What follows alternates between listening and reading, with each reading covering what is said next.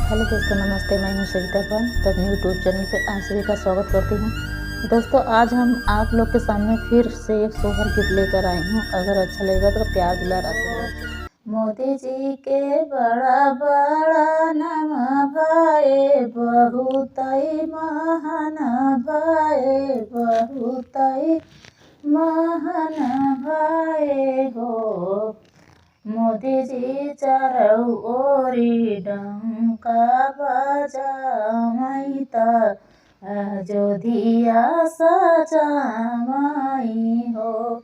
मोदी जी चारों ओरी डंका बजावई अयोध्या सजावई हो। चारों ओरी डंका बजावई दिया ना जलावाई हो।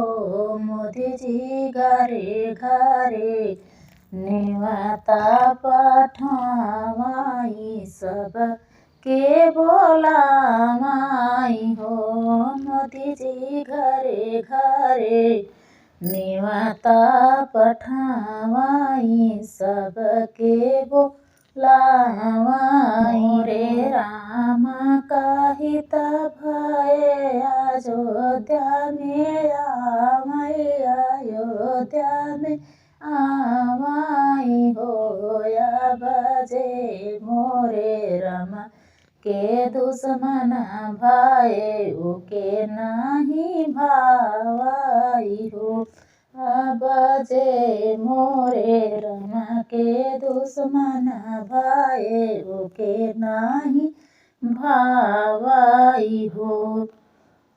जे मोरे राम के हित भाए, अयोध्या में आवई त खुशिया मनावई, त खुशिया मनावई हो। अब जे मोरे राम के हित भाए, अयोध्या में आवई त खुशिया मनावई हो। जी मोरे राम के दुश्मन ओके नाही भावई त ओके नाही भावई हो। अभी बाबा दे सोना चदिया त ओके लोग दैया छात हो। हमारे मोदी जी के देई कजरा ओटा नजर नहीं लागई, नजर नहीं लागई हो। 22 जनवरी का दिनवा बड़ा पावन महीनावा, बड़ा पावन महीनावा हो।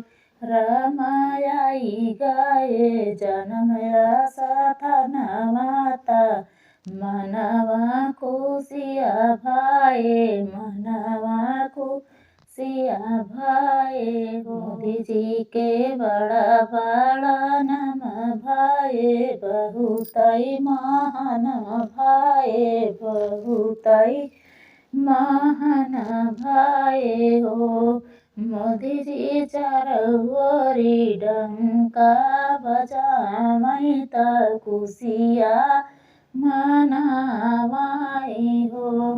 मोदी जी चारों ओरी डंका बजावई अयोध्या सजावई हो।